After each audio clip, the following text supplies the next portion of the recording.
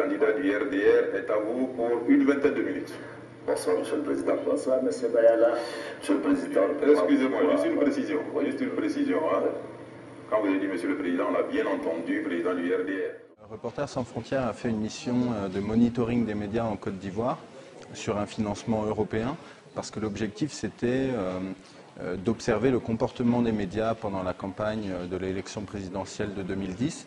Et observer le comportement des médias, c'était voir évidemment comment ils s'organisent pour couvrir la campagne, mais surtout voir que cette campagne était équilibrée, c'est-à-dire que les différents candidats ont un accès équitable aux médias. Occuper des responsabilités dans l'éducation. Et on se connaît. Le 18 août. Vous avez promis en quelque sorte que s'il était réélu après l'élection, il envisagerait sérieusement de lancer un appel d'offres et donc d'offrir la possibilité de créer des chaînes de télévision privées.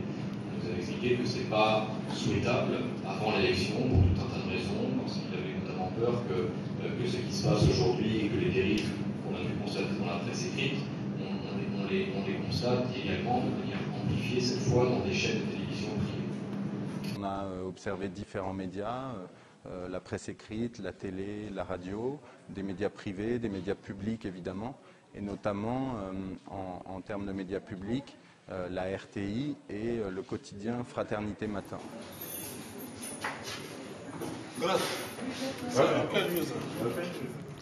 Bien, donc à Fraternité Matin, ça a été pour nous à la fois une organisation pratique assez précise et en même temps une exposition à prendre pour que les candidats, les 14 candidats donc pour le premier tour du scrutin de la présidentielle en Côte d'Ivoire soient suivis de manière égalitaire. C'était ça la première contrainte, la première exigence pour nous.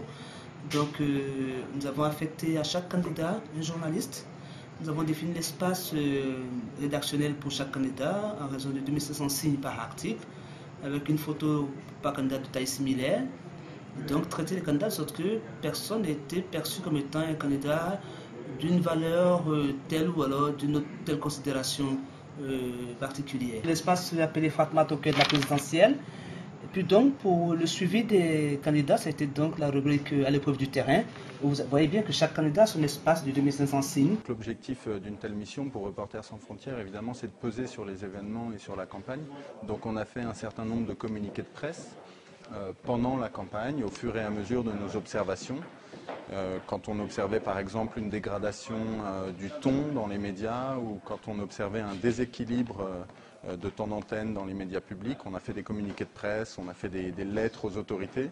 On a également fait une conférence de presse à Abidjan avec notre secrétaire général et nos partenaires locaux pendant l'entre-deux tours pour essayer de corriger ce qui avait été mauvais pendant le premier tour et qui pouvait être corrigé au second tour. On a constaté que certaines erreurs ou certaines maladresses pendant la campagne du premier tour avaient été corrigées au fur et à mesure de la campagne.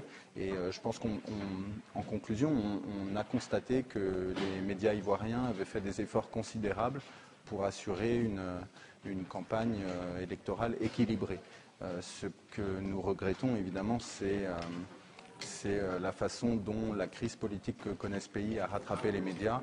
Et bien que les médias aient fait, comme je l'ai dit, des efforts considérables pendant la campagne, aujourd'hui ils vivent une période très difficile en ayant pratiquement tous choisi leur camp, en étant très polarisés.